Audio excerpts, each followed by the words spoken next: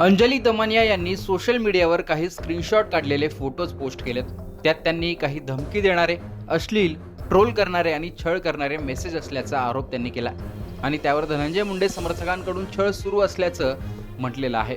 त्यावर धनंजय मुंडेंनी ही ट्विट केलं, प्रत्येकाला आपल्या उद्दिष्ट आणि हेतूप्रमाणे कृती करण्याचा अधिकार आहे. आपण आपल्या परीने न्याय दाद मागण्याच्या प्रक्रियेतून जात आहोत. अशा परिस्थितीत आपल्याला न्याय मिळाला म्हणून कोणीही इतरांना हिणवू नये. हा षडयंत्राचा काळ आहे.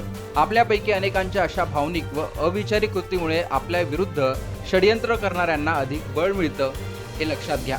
शेवटी संयम महत्वाचा, लोकायुक्त निकाल संयम, असं म्हणत धनंजय मुंडेंनी षडयंत्राचा उल्लेख केला. त्यामुळे अंजली दमानिया यांचा छळ नेमकं कोण करतंय आणि धनंजय मुंडेंविरोधात षडयंत्र कोण करतंय, असे दोन प्रश्न या निमित्ताने उभे राहतात.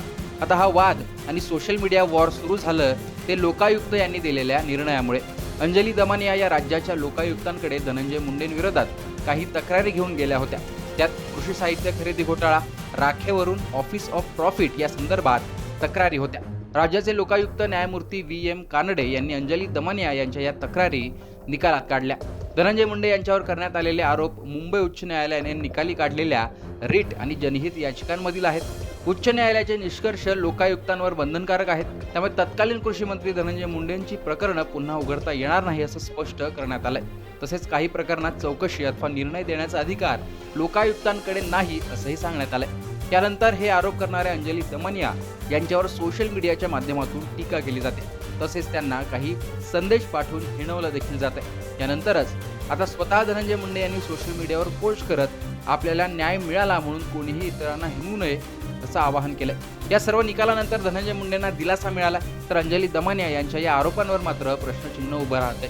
कृषी मंत्री असताना कृषी साहित्य खरेदी घोटाळ्याबाबत करण्यात आलेल्या आरोपात उच्च न्यायालय, त्या पाठोपाठ आता लोकायुक्त यांनी देखील मुंडेंच्या बाजूने निकाल दिला. पीक विमा संदर्भात कोणताही घोटाळा झाला नसून राज्यात 10 वर्षात सर्वाधिक पीक विमा धनंजय मुंडे यांच्या कार्यकाळात महाराष्ट्राला मिळाला, असं देवेंद्र फडणवीस यांनी सांगितलं होतं. धनंजय मुंडे यांनी निवडणूक आयोगाला विधानसभा निवडणुकीत आपल्या शपथपत्रात चुकीची माहिती दिल्याच्या आरोपातूनही क्लीन चिट मिळाली. तसेच ऑफिस ऑफ प्रॉफिट संदर्भात केलेले आरोपही पूर्णपणे खोटे असल्याने आजच्या निकालाने समोर येत आहे. त्यामुळे या सर्व निकालानंतर आता धनंजय मुंडे यांच्या मंत्रिमंडळ प्रवेशाच्या चर्चा पुन्हा सुरू होण्याचीही शक्यता आहे.